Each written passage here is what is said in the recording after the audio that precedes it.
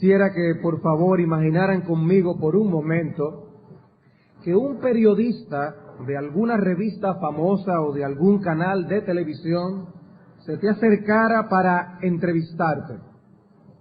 El tema de la entrevista es: si tuvieras la oportunidad de escoger, ¿qué elegirías? Si tuvieras la oportunidad de elegir, ¿qué escogerías? Este periodista entonces empieza su entrevista con la siguiente pregunta: si hubieras tenido la oportunidad de elegir, ¿en dónde habrías escogido nacer? Tu respuesta quizás sea que te hubiera gustado nacer en Mónaco, en París, en Londres o en una de las mansiones de California, dependiendo de tus gustos.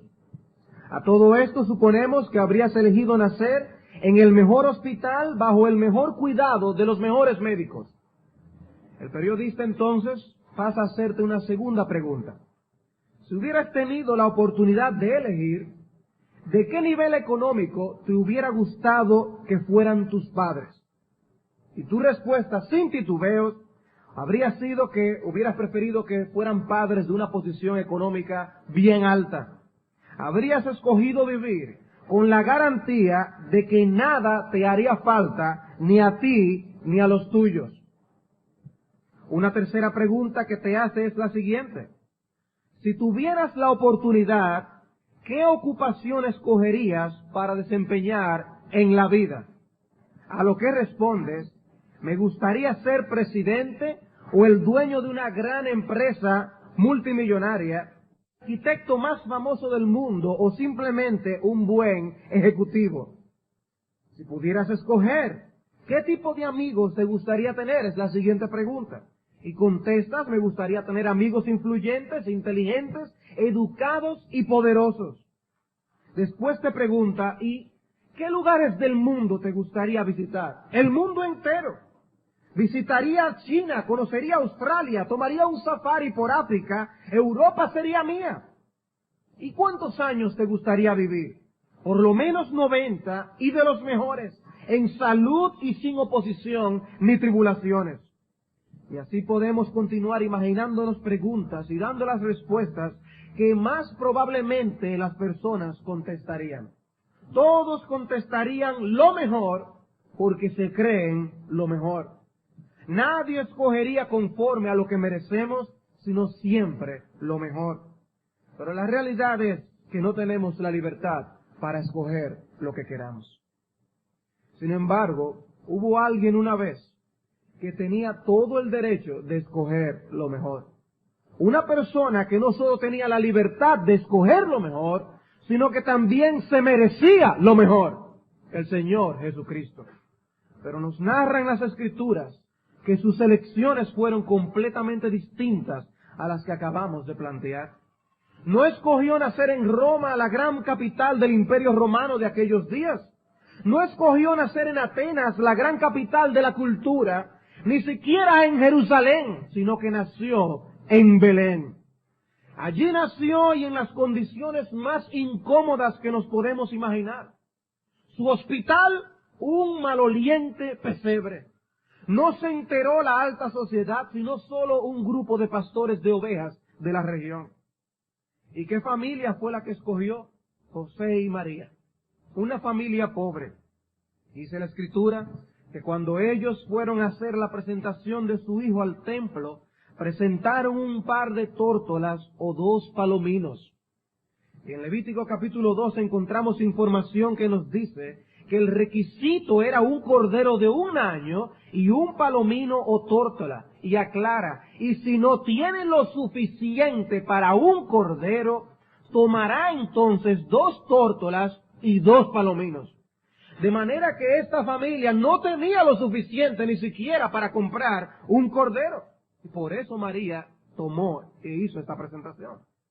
Y Juan Carlos Rael, comentando sobre este pasaje, él nos dice: la pobreza fue la porción de nuestro Señor en la tierra desde los días de su temprana infancia. Fue cuidado y atendido como un bebé por una mujer pobre. Pasó los primeros 30 años de su vida sobre la tierra bajo el techo de un hombre pobre.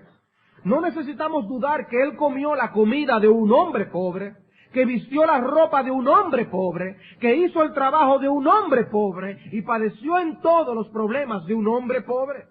Tal condescendencia es verdaderamente maravillosa, tal ejemplo de humildad sobrepasa el entendimiento del hombre. Su ocupación fue ser carpintero y siempre fue reconocido como el hijo del carpintero. ¿Qué tipo de amigos escogió? Escogió pescadores pobres sin letras y del vulgo, y se le acusó de ser amigo de publicanos y de pecadores. ¿Qué lugares del mundo visitó?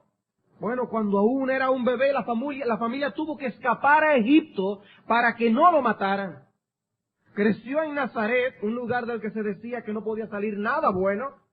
Y cuando estuvo ministrando, sus viajes eran ir a Capernaum, a Judea, a Betania, etcétera, sin salir de Palestina, siempre predicando el Evangelio, y no tuvo dónde recostar su cabeza. ¿Y cuántos años escogió vivir? Mucho menos de que muchos de los que están aquí sentados hoy. Algunos calculan que murió aproximadamente a los 33 años, y precisamente por aquella muerte declarada maldita en las Escrituras, la muerte de cruz. Cuán distinto es el camino que escogió nuestro Señor al venir al mundo y hacerse hombre. Cuán distinto el camino que nosotros escogeríamos. Y es ese camino el que Pablo nos presenta en Filipenses capítulo 2 como el camino imprescindible para que la iglesia se mantenga unida. El camino de la humildad, el camino del olvido personal, el camino del servicio. Nos encontramos estudiando la epístola de Pablo a los Filipenses y ahora mismo estamos considerando el capítulo 2. Y el apóstol, en su cuidado pastoral por esa amada congregación, les escribe tratando con uno de los asuntos más prácticos de la carta, el tema de la unidad en la iglesia y el requisito imprescindible para el mantenimiento de esa unidad. Les exhortó enfáticamente a trabajar juntos para lograrlo en los primeros 4 versículos del capítulo. Y ahora, a partir del versículo 5 del capítulo 2, recurre a la mayor de todas las motivaciones que podía utilizar para mover el corazón de estos hermanos: el ejemplo de la humillación de Cristo. Hermanos, nos encontramos en este capítulo de Filipenses, capítulo 2, versículos 5 al 8, con el ejemplo más humillante de humildad. El ejemplo más humillante de humildad.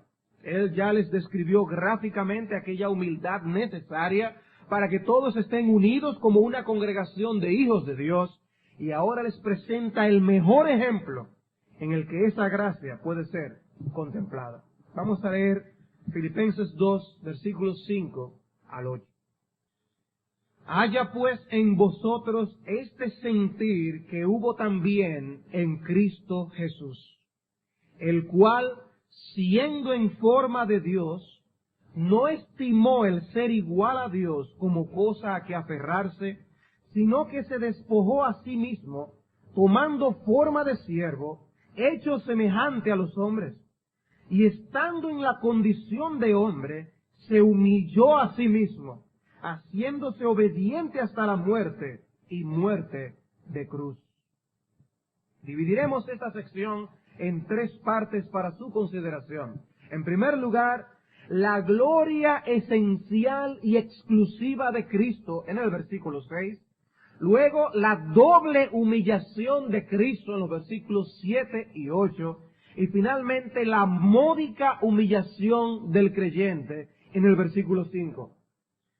Esta tarde nos detendremos a estudiar el significado doctrinal de las palabras y de las frases de este pasaje de una manera más particular. Pero por ahora queremos transmitir la esencia o el mensaje principal contenido en el denso lenguaje, en el rico lenguaje que Pablo utiliza en esta porción. El propósito principal de esta porción no era llenar la cabeza de los hermanos de esa iglesia con información doctrinal sobre la persona de Cristo, sino moverles a la unidad cultivando la humildad imprescindible para ello. Sin embargo, aún utilizando este lenguaje tan denso y nosotros dedicarnos a considerar lo que esto implica en la vida de la iglesia, lo estudiaremos esta tarde con la ayuda del Señor y explicaremos todo lo que este lenguaje quiere significar y la importancia de la teología en este sentido. Pero Pablo utiliza todo este lenguaje difícil en sí mismo para traer un punto. Hermanos, debemos cultivar la humildad y para ello necesitamos ser humildes como Cristo. Este es el punto. Veamos pues en primer lugar la gloria esencial y exclusiva de Cristo. Versículo 6. Versículo 6. El cual, siendo en forma de Dios, no estimó el ser igual a Dios como cosa a que aferrarse. Una de las cosas que quiero explicar en el sermón de esta tarde es la razón por la cual prefiero la traducción de las versiones inglesas King James y New King James, y estas versiones lo traducen este versículo de la siguiente forma: haya en vosotros esta mente que hubo en Cristo Jesús, quien, existiendo en forma de Dios, no consideró un hurto el ser igual a Dios, pero se hizo a sí mismo como alguien sin reputación, tomando la forma de un siervo y viniendo en semejanza de hombre. No consideró un hurto el ser igual a Dios, pero se hizo a sí mismo como alguien sin reputación, tomando la forma de un siervo y viniendo en semejanza del hombre. Lo que el texto está subrayando en este versículo 6 es que Cristo, la segunda persona de la Trinidad, era Dios por derecho. Por derecho. Él no consideraba que estaba apropiándose de un título que no le pertenecía cuando él decía que era igual a Dios. No consideró un hurto el ser igual a Dios. Eso era suyo. La expresión no estimó el ser igual a Dios como cosa a que aferrarse, tan interesante como puede sonar en el contexto, no es la traducción más natural de la palabra griega original, y puede prestarse aún a malos entendidos teológicos, como trataremos de explicar más luego. Lo que Pablo está describiendo en el versículo 6 es el estado en el que existía el Hijo de Dios cuando tomó la acción del versículo 7. El versículo 7 nos describe que Él se despojó a sí mismo. ¿Y en qué condiciones existía Él cuando se despojó a sí mismo? Existiendo, siendo en forma de Dios, siendo Dios, siendo igual a Dios y estando bien consciente de que era igual a Dios, tanto que no consideraba como que esto fuera un hurto de un derecho que le pertenecía solamente a Dios y no a Él. Entonces, en medio de esa situación, Él dice, me voy a despojar a mí mismo. ¿De quién está hablando este pasaje aquí en Filipenses 2? Está hablando de Dios. Está hablando de Dios. ¿Quién se despojó y se humilló? Fue Dios. E indiscutiblemente grande es el misterio de la piedad. Dios fue manifestado en carne. 1 Timoteo 3:16. Si alguien que trabaja limpiando cloacas nos dice que se va a humillar cambiándole el pañal a un bebé, no veríamos tal cosa como algo extraordinario. Si un limpiabotas se ofrece para limpiarle sus zapatos a su papá, tampoco parece algo extraordinario. Pero si se nos dice que quien se humilló fue Dios, entonces el ejemplo es extraordinario. Porque el ser que está supuesto a recibir toda gloria, alabanza y loor, ha condescendido para con los hombres, humillándose. Y si el texto nos está diciendo que Dios se humilló, ¿de qué posición y de qué gloria fue que Él descendió? ¿Qué podemos decir del Hijo de Dios antes de la encarnación? Por un lado, según a los Corintios 8:9 dice, porque ya conocéis la gracia de nuestro Señor Jesucristo, que por amor a vosotros se hizo pobre, siendo rico, para que vosotros con su pobreza fueseis enriquecidos. Pero dice que Él se hizo pobre, siendo rico, teniéndolo todo, siendo el dueño del universo, vino como un hombre pobre para enriquecernos a nosotros.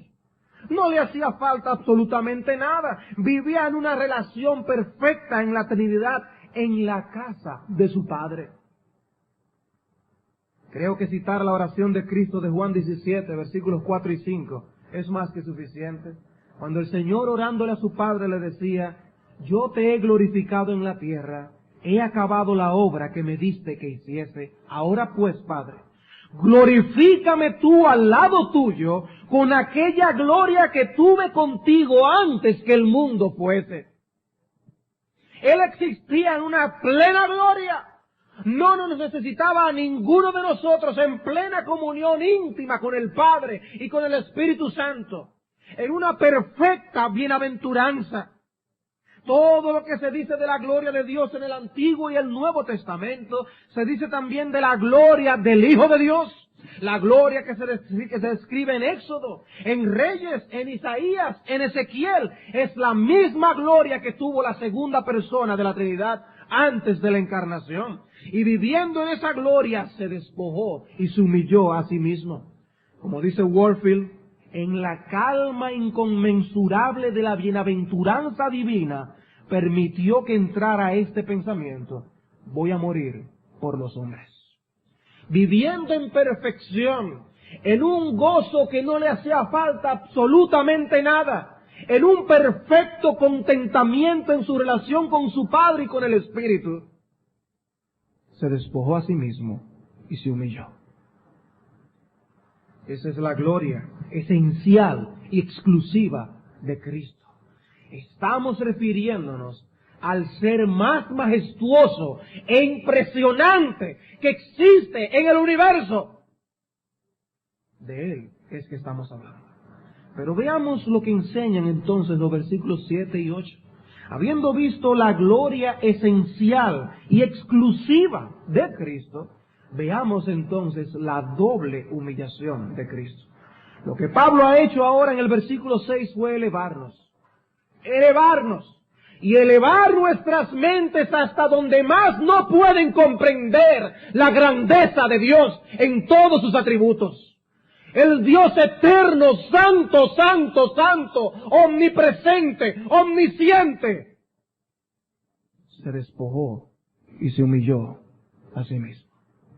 Y ahora Él se va a encargar, habiéndonos elevado hasta las elevaciones más altas de los cielos, a descender hasta las profundidades más grandes de la tierra.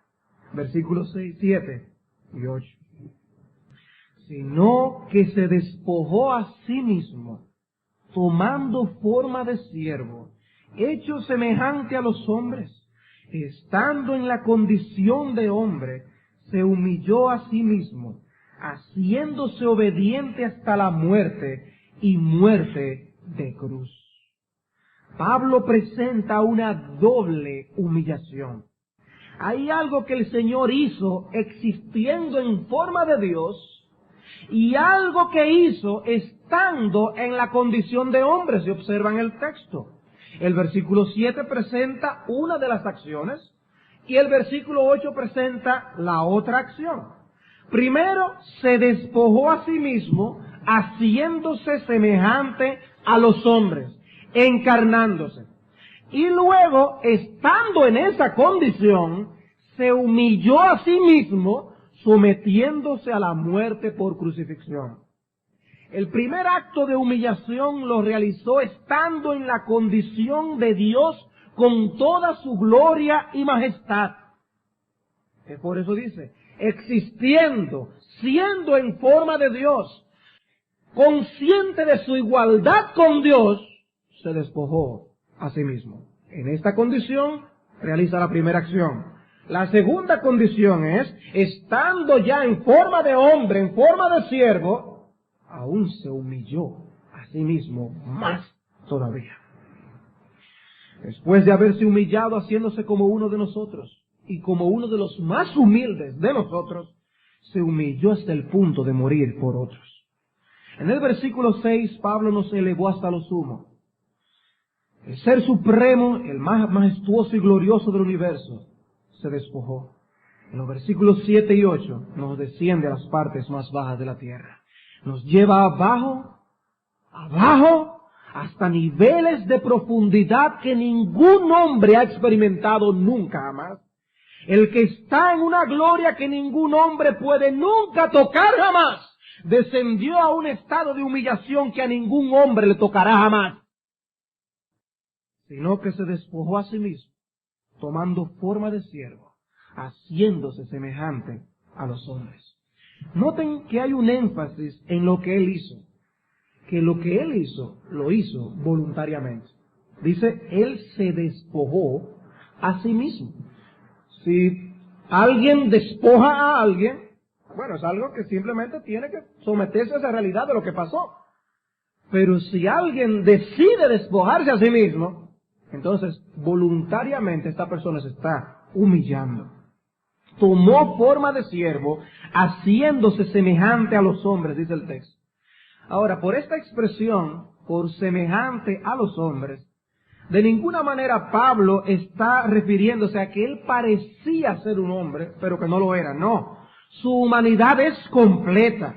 El énfasis de Pablo es que Cristo, siendo Dios, ahora venía a ser visto físicamente como un hombre común.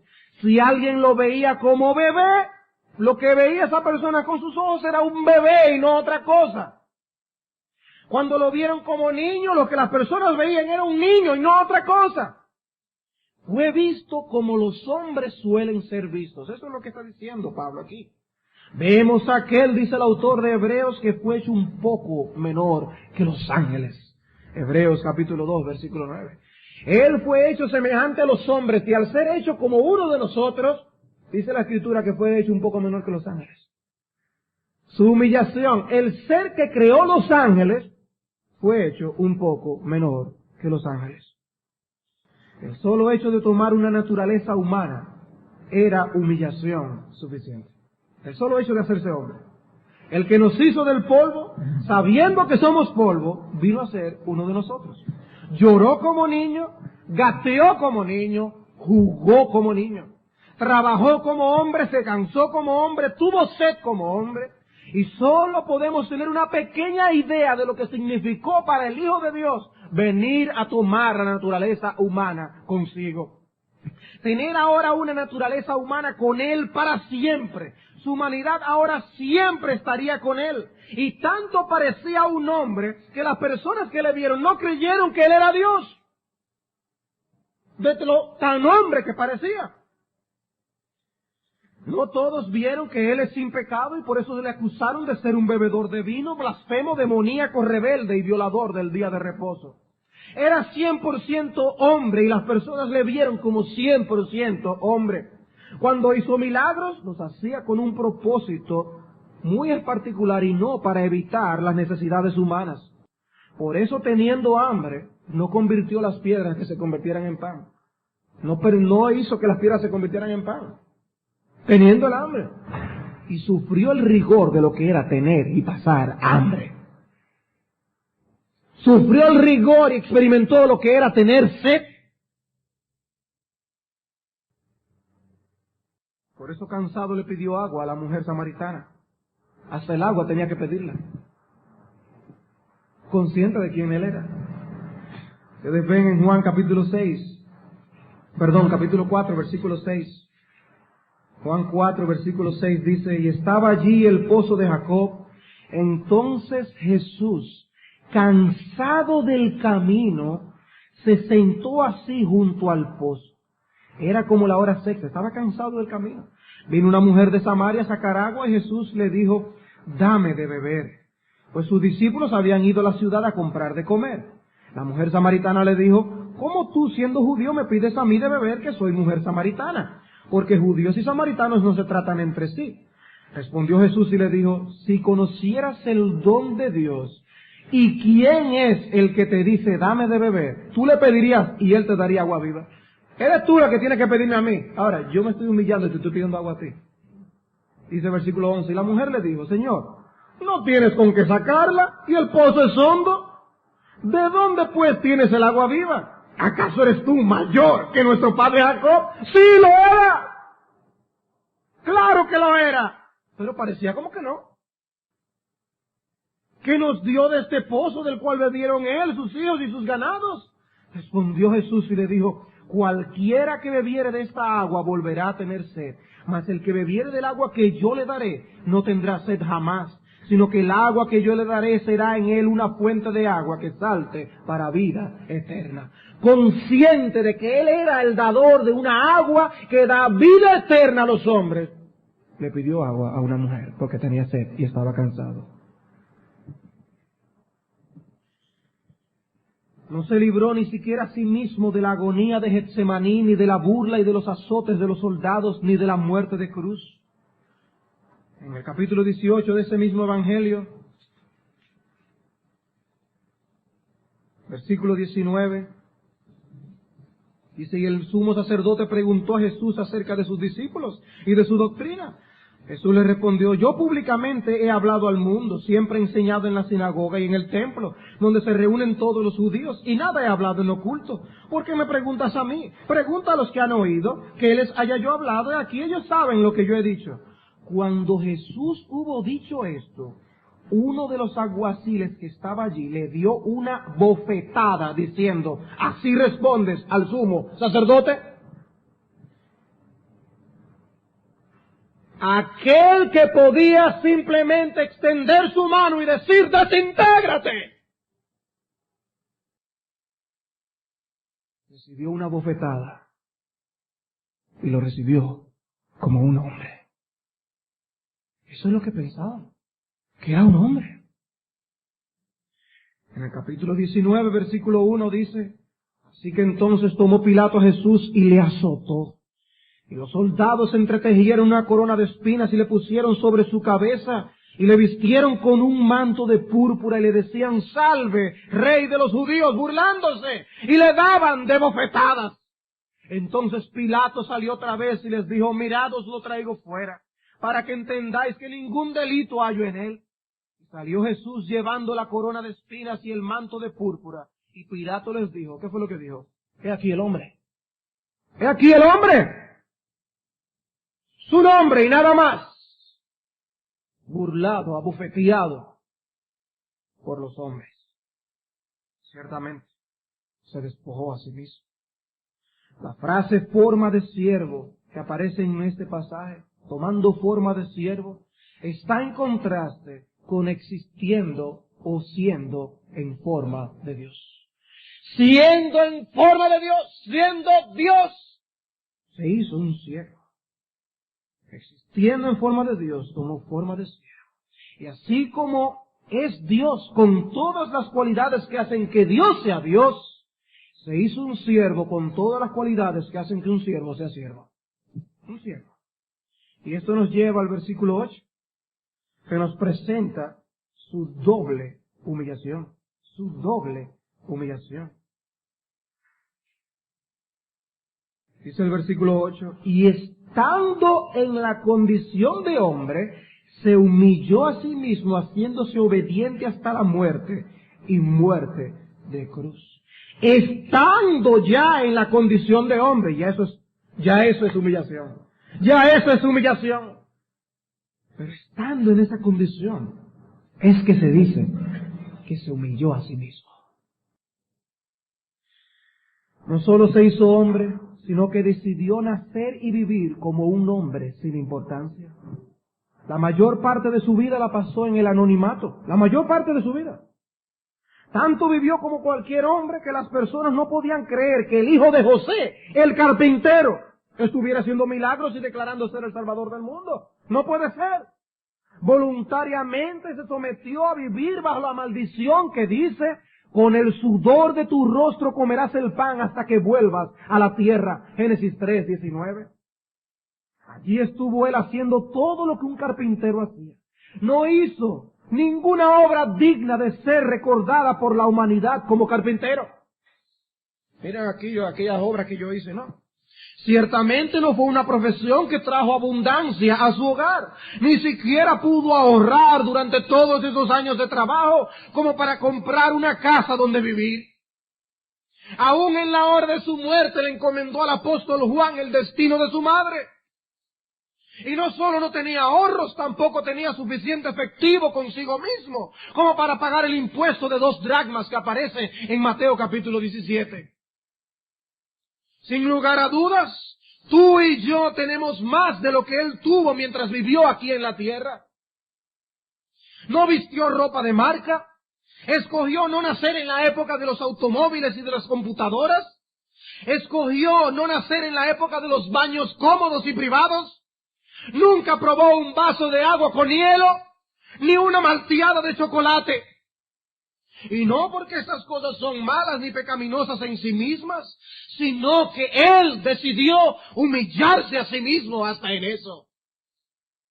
Y no llegó a disfrutar de cosas que tú y yo hemos disfrutado. No conoció lugares que tú y yo hemos conocido, aunque sea por documentales a través de la televisión. No lo conoció. Nunca vistió como tú y yo lo hacemos. Se humilló a sí mismo. Y estando en la condición de hombre, siendo hombre, el ser más majestuoso del universo, que se humillara siendo como un hombre ya es suficiente. Pero estando en la condición de hombre, ahí es que comenzó su humillación. Y descendió aún más todavía, hasta morir en la cruz del Calvario. Por eso le llamo una doble humillación. O sea, siendo hombre, se humilló hasta el extremo. Hubiera sido humillación que se hubiera hecho simplemente hombre. Aún habiéndose hecho como el hombre más rico del mundo, ya hubiera sido una humillación extraordinaria. Pero no fue eso. Segunda de la persona de la Trinidad se encarnó. Y sin embargo se humilló doblemente.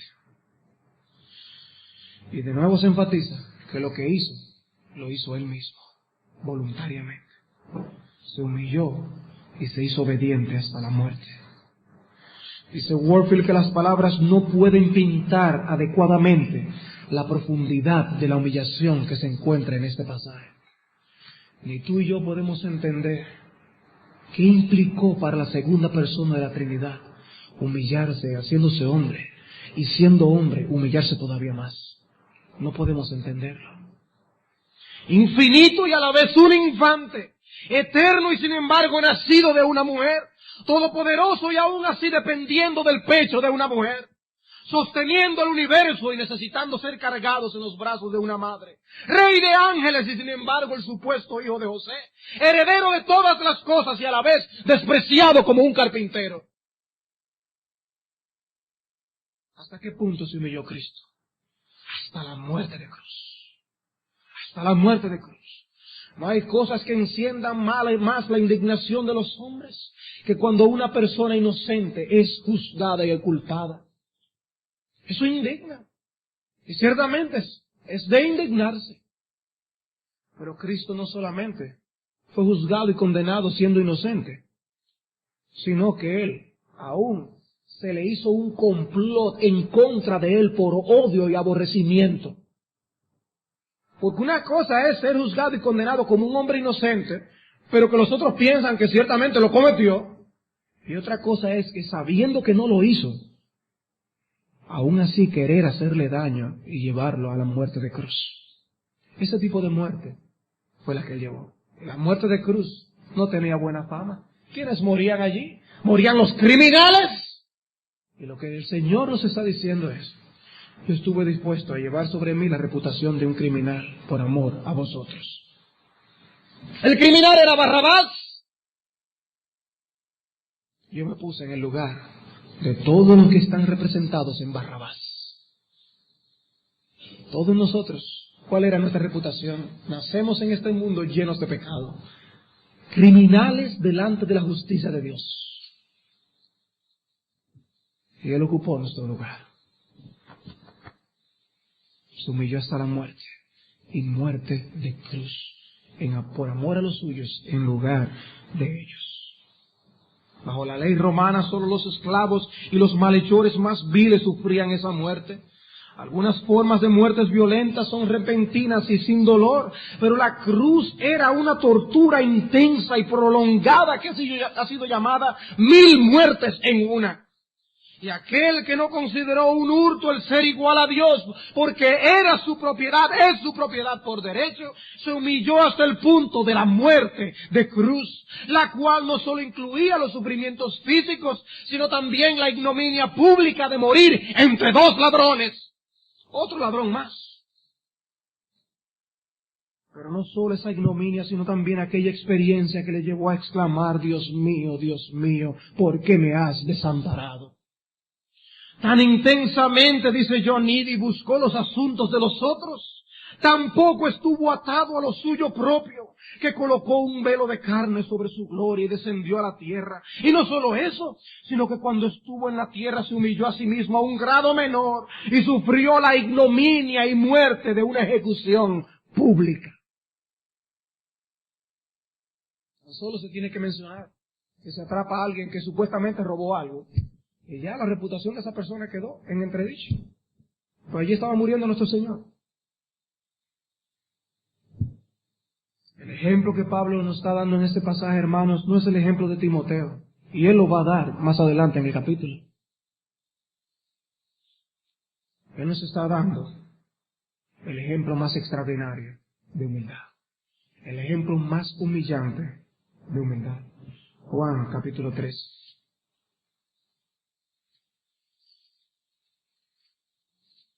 Juan capítulo 3. Sí, yo sé, mi hermano, muy posiblemente que sepas de memoria este pasaje.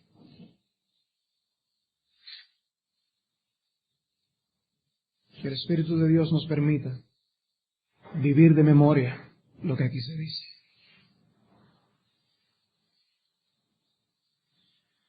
Juan capítulo 13, versículo 1.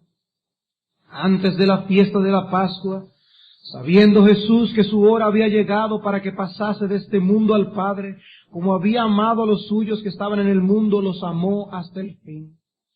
Cuando cenaban, como el diablo ya había puesto en el corazón de Judas Iscariote, hijo de Simón, que le entregase, sabiendo Jesús que el Padre le había dado todas las cosas en las manos, y que había salido de Dios y a Dios iba, se levantó de la cena y se quitó su manto y tomando una toalla se la ciñó. Luego puso agua en un lebrillo y comenzó a lavar los pies de los discípulos y a enjugarlos con la toalla con la que estaba ceñido. Es el versículo 3, sabiendo Jesús que el Padre le había dado todas las cosas en las manos y que había salido de Dios y a Dios iba, consciente de su identidad, no consideró un hurto el ser igual a Dios. Él sabía muy bien quién Él era. En la plena conciencia de su majestad, se humilló a sí mismo. Y se humilló por amor a los suyos, dice el versículo 1. Como había amado a los suyos que estaban en el mundo, los amó hasta el fin. Un amor por los suyos de una manera particular. Para preparar mi propio corazón, ayer en la noche escuchaba un sermón del pastor Bill Hughes de Escocia, un sermón que el Señor utilizara para impactar mi corazón hace unos años atrás. Yo quise volverlo a oír, basado en Marcos capítulo 10, versículo 45, el Hijo del Hombre no vino para ser servido, sino para servir. Y él explicaba el significado de esta frase como había amado a los suyos. Y él daba la siguiente ilustración, dice, yo viajé hace unos días atrás de Glasgow a Liverpool, unos 300 kilómetros de distancia, para ir a visitar a un lugar de ancianos, a una mujer que ya prácticamente no tenía su razón consigo, no me reconocía, una mujer que no podía comer bien, había que darle la comida, yo tenía que limpiar la comida cuando no entraba y todo esto lo describe de esta forma. Las personas que me veían allí, cuando ven relacionándome con una mujer que ni siquiera me reconoce, ¿qué pensarían? Dice, y si supieran más aún que vengo de 300 kilómetros de distancia para regresar el mismo día otra vez, 300 kilómetros más, pensarían que estoy loco. Y después decía él, pero esa mujer era mi madre. Y como era de los míos, Yo estoy dispuesto a por esta mujer que me parió cualquier cosa. Y si tengo que dedicar el resto de mi vida para atenderla de esa manera, lo hago. Habiendo amado a los suyos, los amó hasta el fin. Cuando Cristo depositó su amor en su pueblo, nos amó como suyos. Como suyos. Limpiar los pies de los sucios apóstoles no fue nada comparado a lo que Él iba a hacer luego en poco tiempo por ellos, en la cruz del Calvario. Aquí ellos estaban orgullosos y no querían limpiarse los pies los unos a los otros. ¿Quién es que va a limpiar? ¿Quién es que va a limpiar? Señores, yo no solamente estoy dispuesto a ustedes a limpiar los pies, es que yo voy a morir por ustedes. Es dispuesto a dar mi vida en sacrificio por amor a los míos. Cristo nos considera sus hermanos. Y los demás que están a nuestro alrededor son nuestros hermanos. El Señor se humilló. Sirvió y limpió aún los pies de Judas, que estaba allí presente. Así que después que les hubo lavado los pies, tomó su manto y volvió a la mesa, versículo 12, y les dijo, ¿sabéis lo que os he hecho? Vosotros me llamáis maestro y señor y decís bien, porque lo soy. Pues si yo, el Señor y el maestro, he lavado vuestros pies, vosotros también debéis lavaros los pies los unos a los otros, porque ejemplo os he dado para que también como yo os he hecho, vosotros también hagáis. De cierto os digo, el siervo no es mayor que su Señor, el siervo no es mayor que su Señor, ni el enviado es mayor que el que le envió. Si sabéis estas cosas, bienaventurados seréis si las hiciereis. Hermanos, la bienaventuranza recae sobre nosotros cuando lo hacemos. Cuando lo hacemos. Siendo que ese es el ejemplo que tenemos, que es el ejemplo de Cristo, Dios sobre todas las cosas, Dios verdadero de Dios verdadero, engendrado, no creado, el que se humilló y se hizo hombre, y sirvió a los hombres hasta la muerte y muerte de cruz. ¿Cuál es el límite de nuestra humillación? ¿Hasta dónde es que debemos pensar que debemos humillarnos? ¿Debemos poner un límite hasta aquí y no más? Yo sé que sabes que no debe haber límites para nuestra humillación. El asunto es que cuando llegue la hora de la verdad y de tomar las decisiones, debes acordarte de que esto no es una opción, es un mandamiento del Señor. Y como Él sabe la naturaleza corrupta que tenemos, el ejemplo que nos dio es el de su Hijo Jesucristo, para que no haya excusas, para que nunca pienses que te has humillado demasiado. No importa lo que tengamos por derecho ni lo que seamos por derecho, nuestro deber es humillarnos y ser los siervos los unos de los otros, como Cristo se despojó a sí mismo y se olvidó de sí mismo para servir a los demás, para morir por los demás. Así Dios nos manda al olvido personal de nosotros mismos para servir a los otros. Hermanos, habiendo estudiado aún la semana pasada, ¿cómo debemos nosotros estimar a los demás como superiores a uno mismo?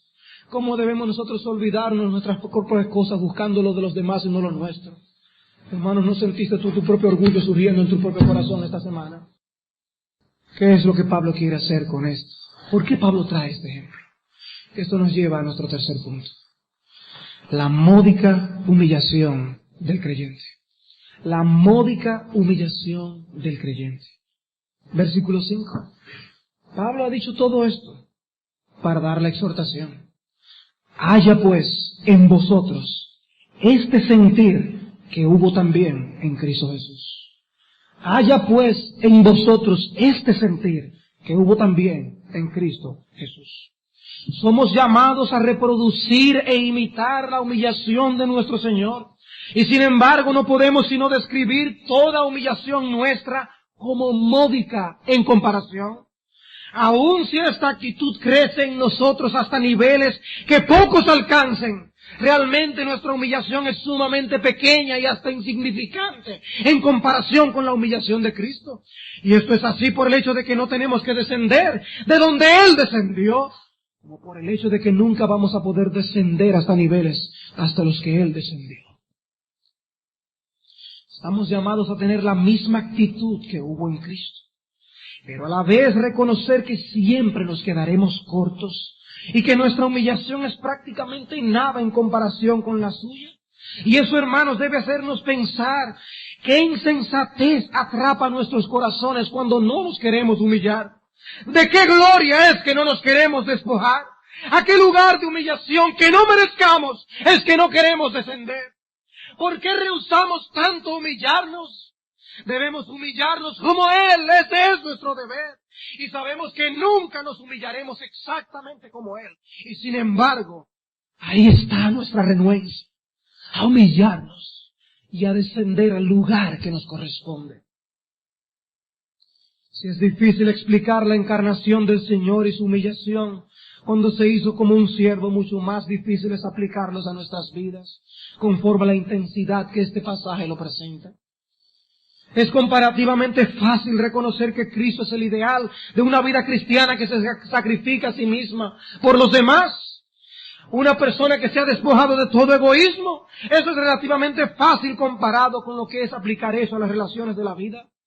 La relación entre los esposos, la relación entre los padres y los hijos, la relación entre los compañeros de trabajo, la relación entre los compañeros de estudio, la relación entre los hermanos en la iglesia, etcétera, etcétera. A la hora de aplicar el asunto es distinto. ¿Qué nos está requiriendo este pasaje? ¿Qué es lo que inmediatamente debemos poner en práctica en nuestras vidas cuando nosotros conocemos el ejemplo de nuestro Señor? Lo que requiere de nosotros y de todos nosotros, sin excepción, es que vivamos una vida de completo sacrificio personal. No solo de un poco de autonegación para de vez en cuando sentirnos que estamos actuando cristianamente, sino de aquel sacrificio personal en el que el ego queda crucificado, dispuestos como siervos a ir hasta la muerte por amor al Maestro, aun si Él así lo requiere.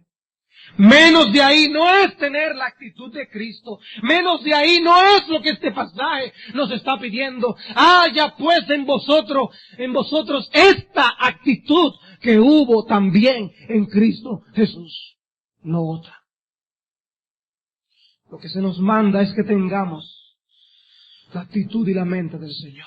Cuando pienses que llegaste, ese es el momento en que la perdiste. Cuando te veas que vas a defender tus derechos, recuerda que a Cristo le injuriaron y le golpearon injustamente. Recuerda que Cristo le lavó los pies a los apóstoles, incluyendo a Judas.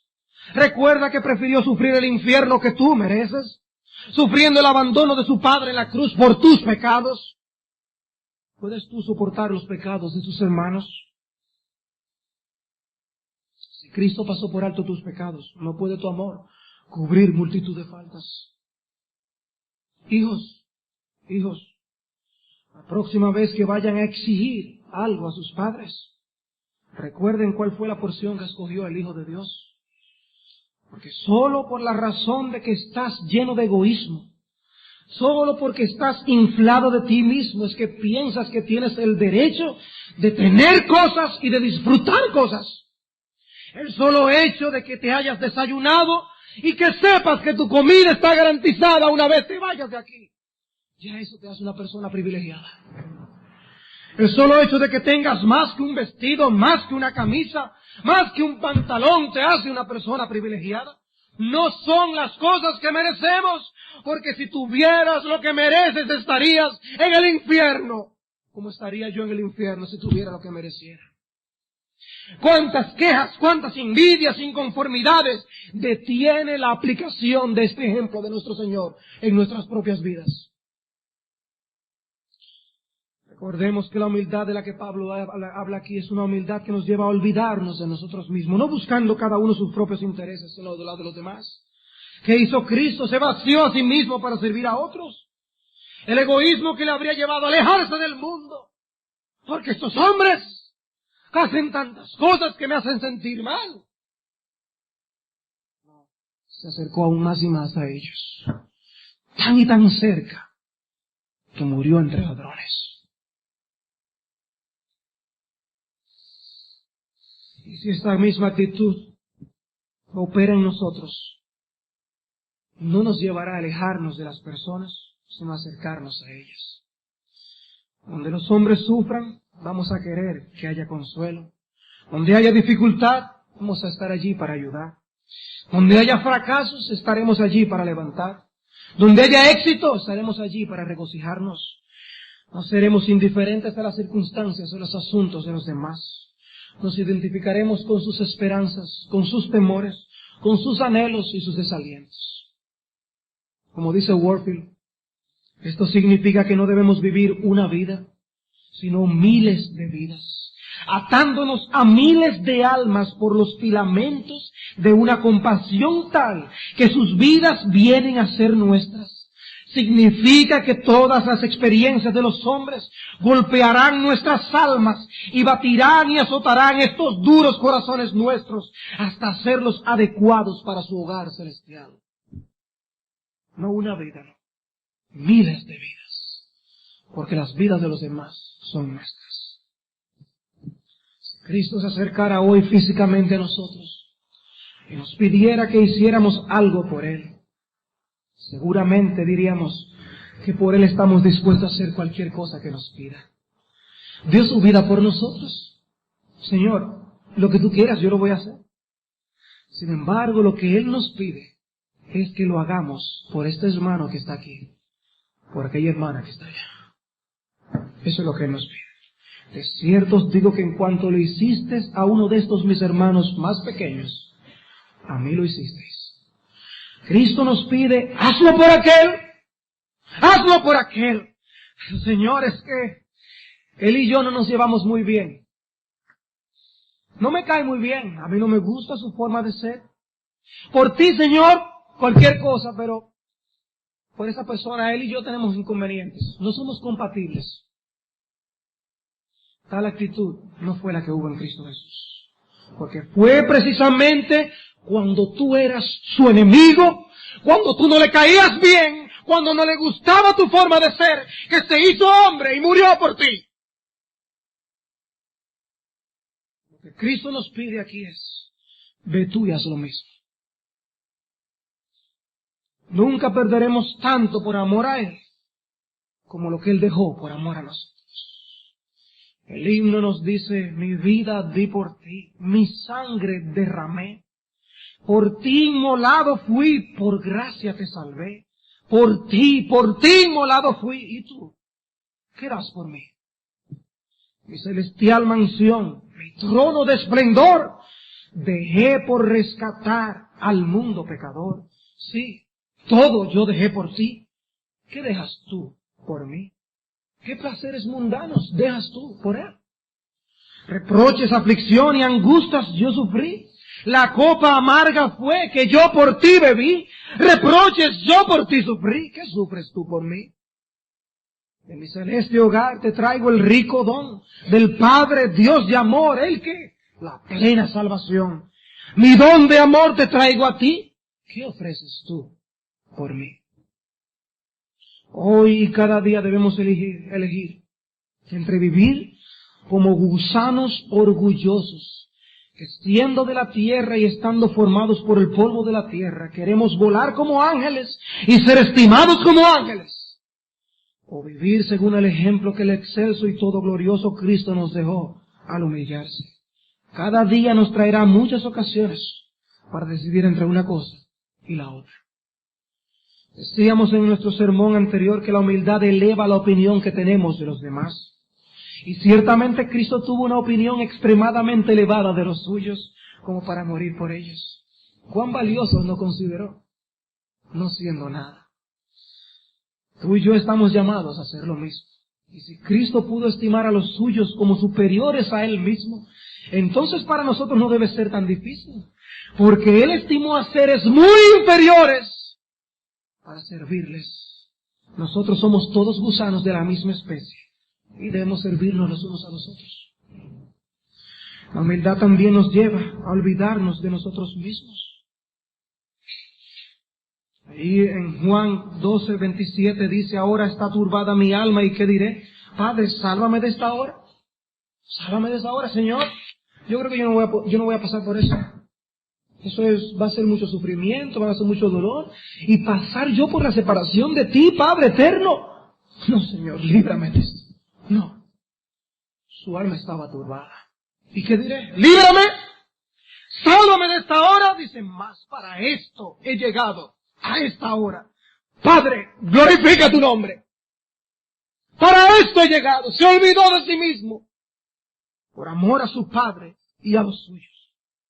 Y así lo hizo Cristo aún en Getsemaní, mientras el peso del mundo entero estaba sobre sus hombros. Estaba pensando en sus discípulos para que no entraran en tentación. Juzga tú entonces. Si el problema nuestro no es que nos estimamos tanto, que pensamos que merecemos más de lo que tenemos, teniendo más de lo que Cristo tuvo. Que merecemos un mejor trato de los demás, siendo tratados mucho mejor de lo que el mundo trató a Cristo. ¿Quieres saber qué tan inflado estás de orgullo? Compruébalo. Cuando hay una oportunidad de servir a tus hermanos, mientras todos están esperando que el otro sirva primero, ¿qué tan presto estás a tomar el lebrillo y la toalla para limpiar los pies apestosos y sucios, iguales a los tuyos, de tus hermanos?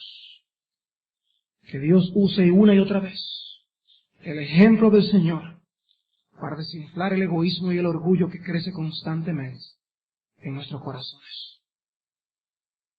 Y a ti, mi amado amigo, que nos visitas sin Cristo. Ciertamente tú piensas que el mundo gira alrededor de ti. Ciertamente tú piensas que hay cosas que no valen la pena por amor a Cristo abandonar de este mundo. Mira qué fue lo que el Hijo de Dios hizo. Tú piensas que si hubiera habido otra manera de salvar el alma de los hombres de la condenación en el infierno, Él no hubiera buscado esa manera.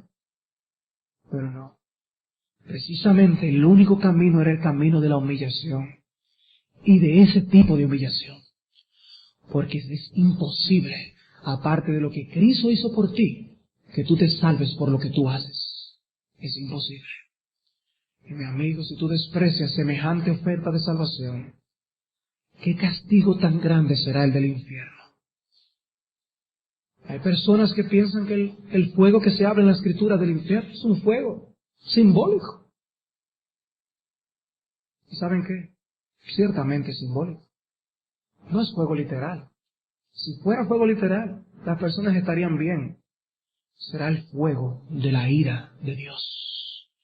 Y yo, las personas en aquel día en el lago de fuego que arde con fuego y azufre, estar ardiendo en un fuego literal y en una olla de aceite hirviente, y no en el fuego de la ira de Dios, para los que menosprecian el sacrificio de su Hijo Jesucristo, cuando se hizo como uno de los hombres y murió en la cruz del Calvario. Amigos, no hay otro camino que el camino de la humillación. Si Dios llama a los suyos a humillarse estando en el camino para la vida eterna, ¿no piensas que tú debes humillarte también delante de la presencia del Dios majestuoso que tienes tu vida en sus manos, en arrepentimiento y fe para la salvación de tu alma? Humillaos pues bajo la poderosa mano de Dios, para que Él los exalte cuando fuere tiempo.